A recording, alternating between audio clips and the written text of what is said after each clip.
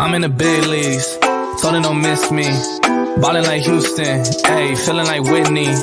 I need a bag, bruh, send it through quickly. What's up, football fans, USFL fans, but most importantly, Houston Gamblers fans? To Gamblers Table Talk. Let's get right into it. The Gamblers are 0-2. This is not great, but there's a lot of positives that came out of last week's game. You know, week one, we saw good drives. We had 2 rushing touchdowns. TJ Pledger looked great when Mark Thompson was out. Week 2, we were hoping to see Mark Thompson. He was a late healthy scratch. Still managed to get ejected from the game. Still trying to figure out how that's exactly possible, but we saw good things. It was a good game, and I don't know. I don't want to get too down on us before we really show what team we are. So let's get into it. Week 2, gamblers, winners, get me over here, and losers. So gamblers, winners, and losers. What am I doing? I'm picking 2 things every week that's, 2 winners, 2 losers. What's the first winner?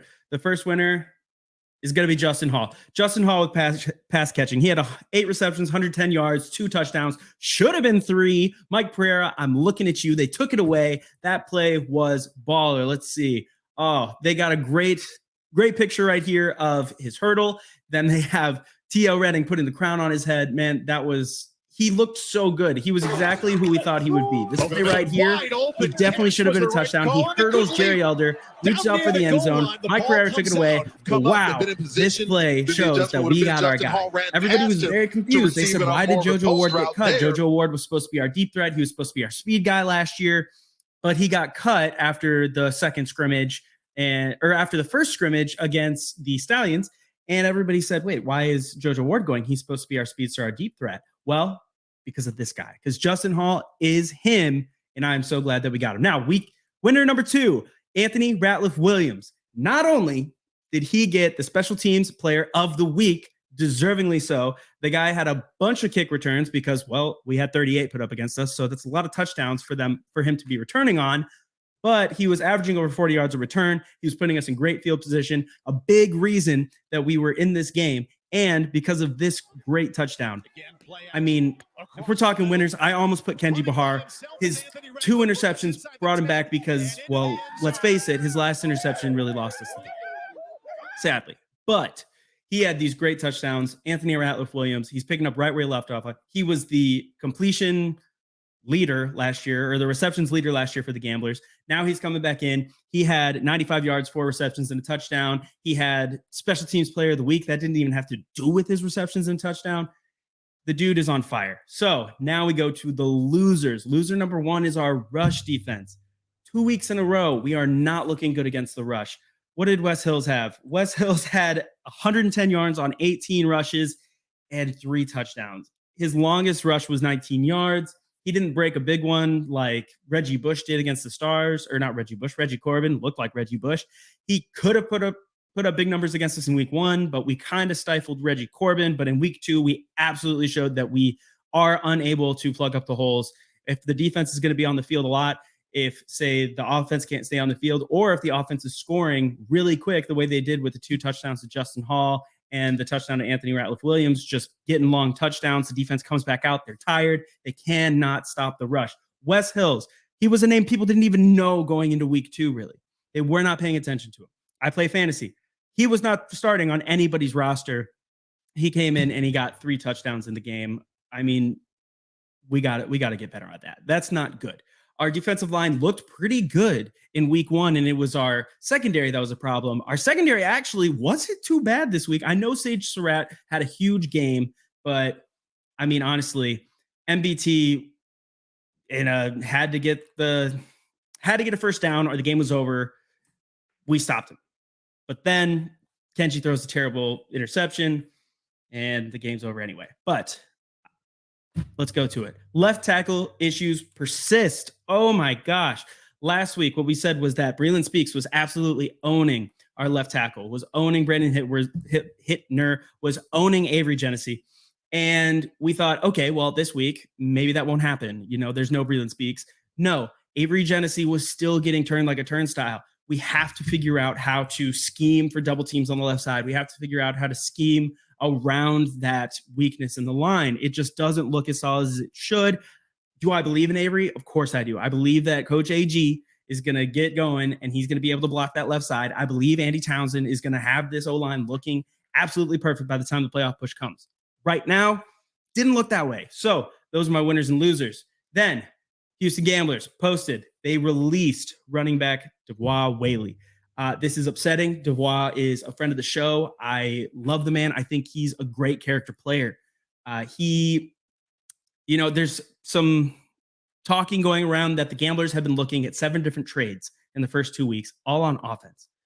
Odd, whatever. Devois was thinking about possibly getting traded because he's number 2 in training camp. And then week 1 rolls around, Mark Thompson has personal issues, is not able to suit out for game 1, and he suddenly stays at running back 2, and TJ Pledger jumps from 3 to 1.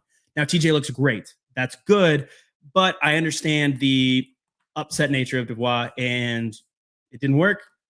They let him go. I absolutely hope to see him back in the league. I hope to see him do well. We love Dev on the show. Now, we also picked up Julian McLeod out of Wagner. He was picked up and immediately transferred to the inactive roster, which means that I don't even think he's showing up to Memphis. So I'm not going to spend a whole lot of time on him because they just picked him up because we're losing some people in the defensive line. They just want to make sure that they have someone laying in wait that they can bring up, that they have signed and they have on the roster. So we'll see if that becomes anything, but I'm not sure right now. Now, the bigger news is that while we dropped Devois, we picked up Shamari Jones. Some of you may recognize Shamari Jones as he was on the USFL's favorite Netflix show, Last Chance U. Everybody says Last Chance U. It's kind of like this league. This league is the last chance U of a lot of professional players. So he played at, Independence University for Coach Brown. He went to Coastal Carolina, finished his career 2 years there, was signed to the practice squad as a free agent signing after the draft to the Cincinnati Bengals.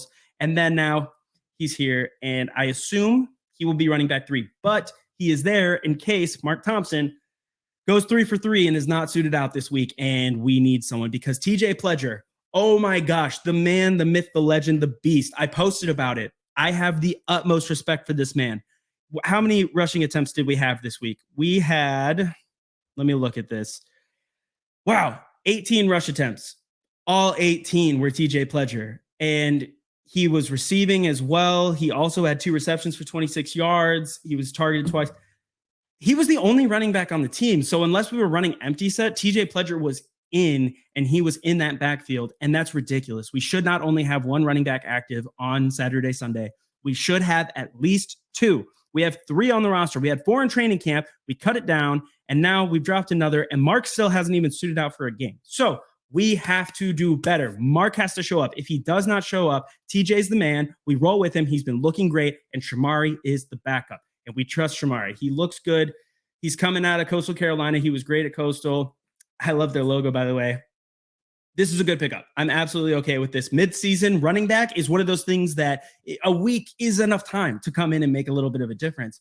The running is the same kind of schemes wherever you're going to go, unless it's a crazy offensive scheme. So this is okay. Now, we play the Showboats this week. The Showboats were just absolutely embarrassed by the Birmingham Stallions. Oh my gosh, 42-2. Whoa. Who was pitching for the Showboats that they only scored 2 points? Craziness. So what do we have to do? We need to go show that we are a competitor in the South Division. We need to go blow out the boats.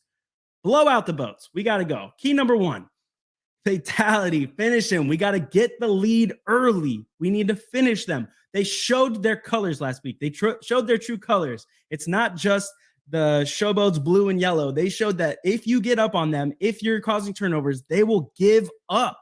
They gave up entirely. So if we can get up on them, we can get some pressure. Todd Haley literally came out this week and said they're still trying to figure out who their QB1 is. It is week 3, sir. Oh my gosh. You cannot be trying to figure out who your QB1 is. The biggest highlight for the Gamblers this season is that I absolutely love that we came into the season and Kenji was the guy. We knew he was the guy. We knew he could run the offense. And if he hadn't done the interceptions last week, he'd have thrown a perfect game. He was looking better than MBT until, pressure came on.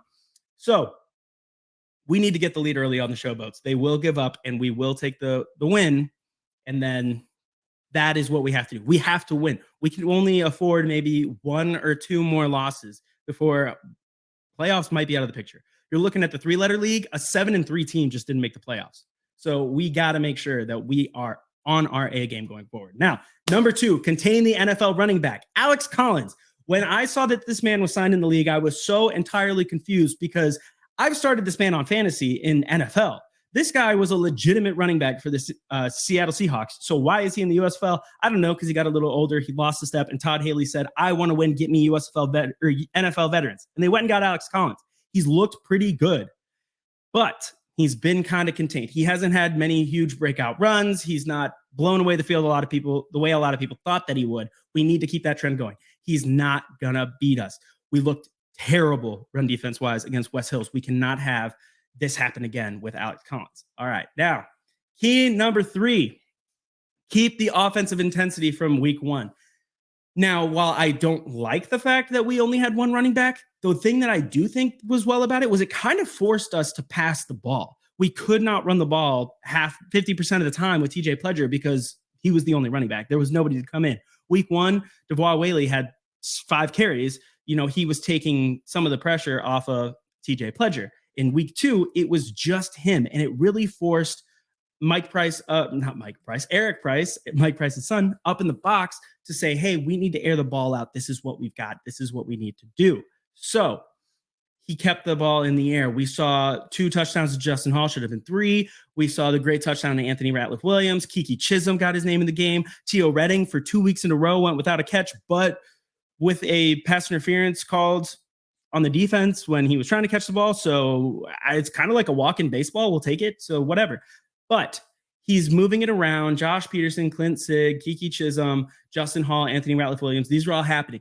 This week, Isaiah Zuber is supposed to be back. Hopefully, Mark Thompson is back there to split time with TJ Pledger, and we can balance the offense a little, but I still think we need to keep it pass heavy. I think that made us successful. It looked good. Now, in the last drive, if we could have relied a little bit more on the running back and not had to completely air it out, that'd have been great. So key number 3 is the offensive intensity. It has to stay. I put week 1. I absolutely meant week 2, but also the first half of week 1. There you go. All right. So my last thing that I'm going to say on this episode before I get off, don't give up hope. Not yet, at least. We are not out of the playoff runs. A lot of people have put the Breakers as number 3. I even saw some power rankings in the community power rankings having them at number 2. I think RJ Young put them at 2. They only beat us by a touchdown, and we beat ourselves at the end of that game. We should have beat the Breakers. We should have won. If we had won, would we be 3? Would we be number 4 in the power rankings? Right now, we're number 6. We can easily move up.